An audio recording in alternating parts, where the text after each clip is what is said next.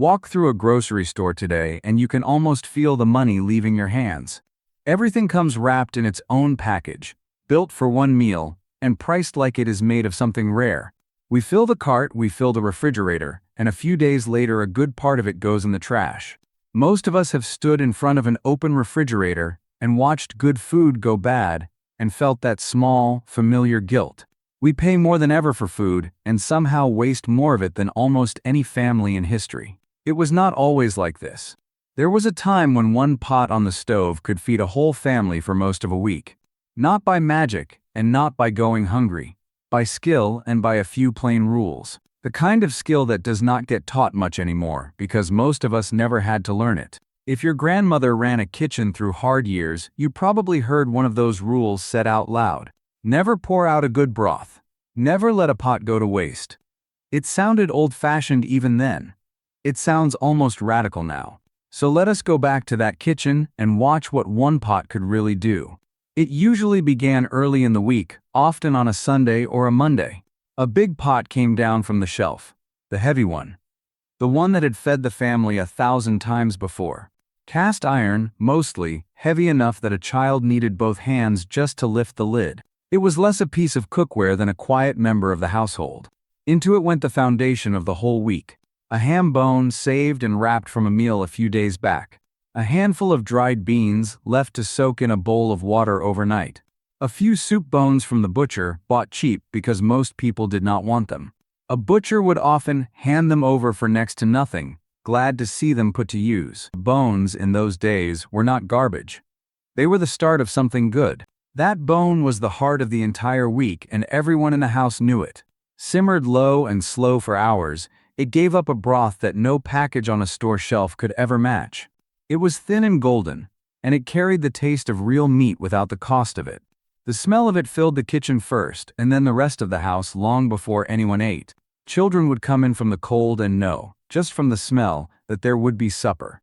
While it cooked, the cook moved through the kitchen, gathering what the past week had left behind. The last few potatoes gone a little soft. An onion. A carrot or two. Nothing was peeled too carefully because the peels held flavor too. The tough outer leaves of a cabbage that a fussier kitchen would have thrown straight out. A small dish of yesterday's vegetables that nobody had finished at supper. In that kitchen, leftovers were not a problem to be hidden. They were tomorrow's ingredients. The heel of a loaf, already going hard at the edge. Each of those things, on its own, was something another kitchen would have quietly thrown out. None of it looked like much, sitting there on its own. But dropped into that slow broth, it turned into the first real meal of the week. Slowly, over a low flame, all those tired little scraps became one warm, honest pot of food. That first night, the pot was at its richest, and the family ate well. A thick soup, or a plate of beans with a little meat still clinging to the bone. There was bread to wipe the bowl, warmth in the kitchen, and enough for seconds if a child was still hungry. On the first night, there was almost always enough for seconds. Nobody at that table thought of it as poor food. It was good food, made with care, and there was more of it coming. And the family knew it, the way you know the rhythm of your own home.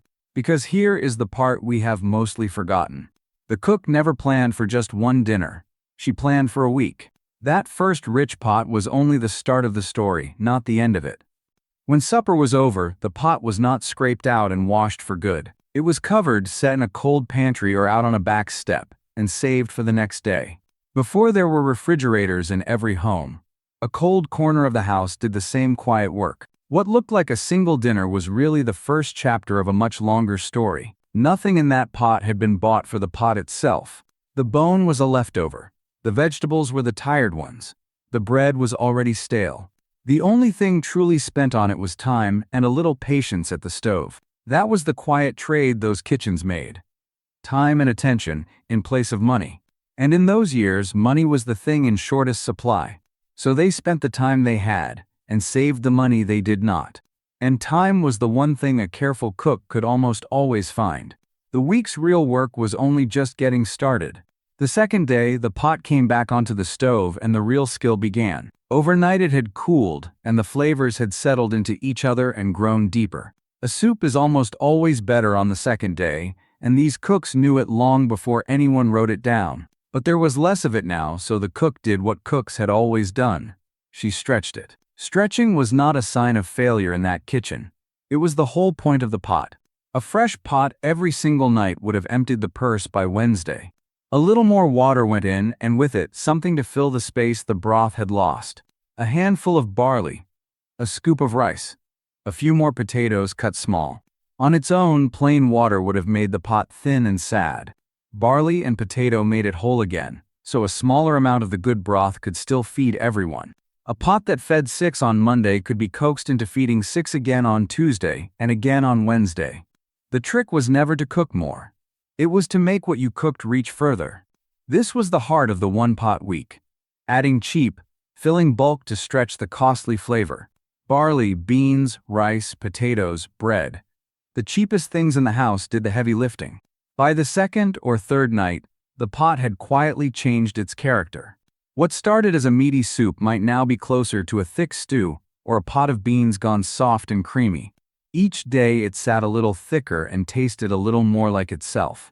Nobody minded the change, because it still tasted of that first good bone. That single bone kept giving flavor to the pot for days after the last of the meat was gone. People used to say a good bone had 3 soups in it, and they were not far wrong. A careful cook tasted it every day and listened to what it needed. A little salt. A pinch of dried herbs from a jar on the shelf, an onion fried gold in a spoon of saved bacon grease, then stirred in to wake the whole pot back up. That spoon of grease kept in a tin beside the stove was one of the great secrets of these kitchens. It cost nothing, because it was saved from breakfast, and it gave plain food a richness it had no right to have. A good cook guarded that grease tin the way some people guard a bottle of fine oil. By the middle of the week, the pot did something even cleverer. It stopped being soup at all. The thick beans were mashed and fried into little cakes, crisp at the edges, in a hot skillet. Fried bean cakes with a little salt could feel like a treat, even though they cost almost nothing. The leftover stew was poured into a dish, covered with mashed potato or a simple crust, and baked into a pie. The same pot of food had now worn 3 different faces and felt like 3 different meals. Changing the shape of a meal was simply how you kept it interesting on the 4th night in a row. This was not a trick to fool the family. Everyone at the table knew exactly where it came from. It was a kind of respect. Respect for the food and for the work it had taken to put it there. As the week went on, the garden and the cellar kept the pot alive. A few carrots pulled from the cold ground. A handful of dried peas. A turnip nobody was excited about. Whatever the season had to give, the pot took and turned into one more dinner. A cellar full of root vegetables in autumn meant a pot that need never go empty in winter. And the bread never stopped working either. Stale slices were torn in and soaked soft or fried crisp and laid on top, or used to wipe the bowl clean.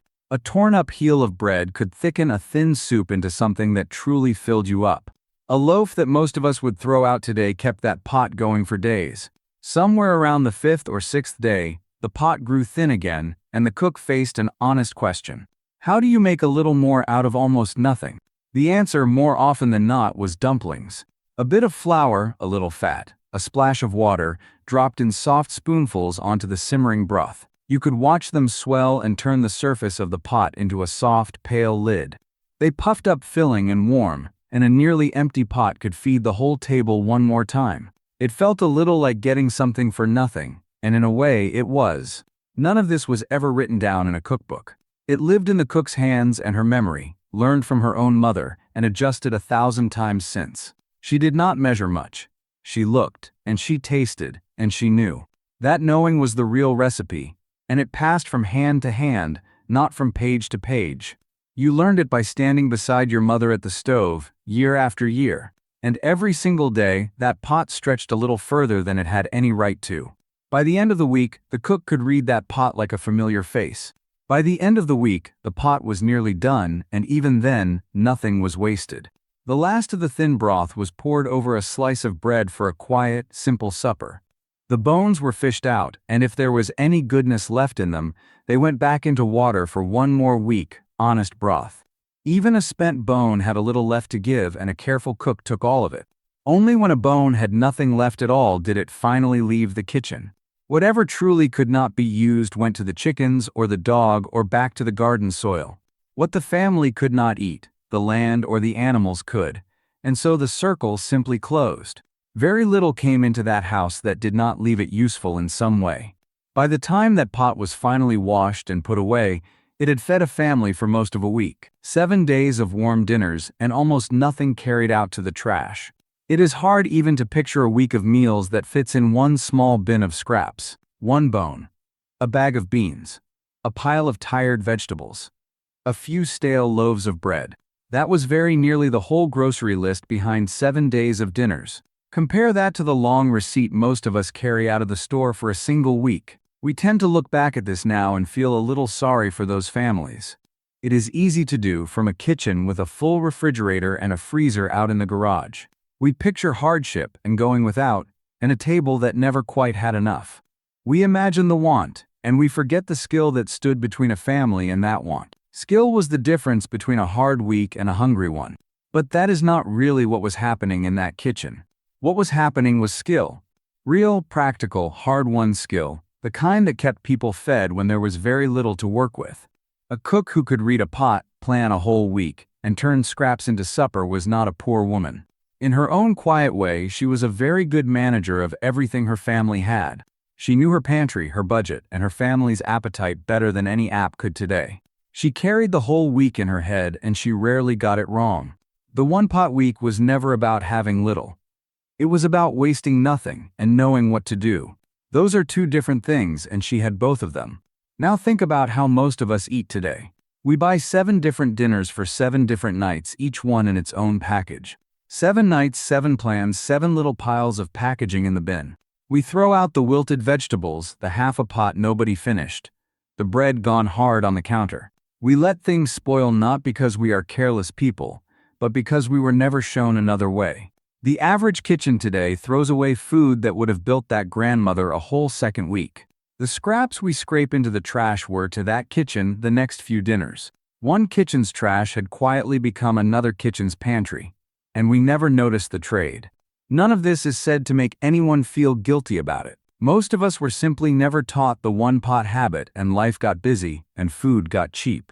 Until lately, when it stopped being cheap, and a lot of people started doing the math again. And the math, it turns out, has not changed much at all. Because here is the part that matters right now. That old skill still works. It works just as well in a modern kitchen as it ever did in an old one. A bone, some beans, the vegetables you already have, and a little patience at the stove. It still stretches. It still feeds a family. And these days, it saves real money doing it. A pot of beans and a good bone still costs a fraction of 7 packaged dinners. The grandmothers who ran those kitchens were not waiting for better times to start being careful. They made what they had go a long way, and they made it taste like home while they did it. That last part matters. It was never sad food. It was the food people remember most warmly. Ask anyone who grew up that way, and the soup pot is a warm memory, not a sad one. That is the whole lesson of the one pot. Not going without, but making the most of what is already in front of you. It is an old skill, but it is not a lost one. It is waiting in the kitchen the moment anyone decides to use it again. So before you go, let us leave this where those kitchens always did. At the table with a question. What was the one meal your grandmother could stretch all week long? The pot of beans. The Sunday soup. The stew that somehow never seemed to end. There is a good chance you are smiling right now because one of them just came to mind. If you can still remember the taste of it, then you already know the rule those kitchens lived by. Never pour out a good broth, and never, ever let a pot go to waste.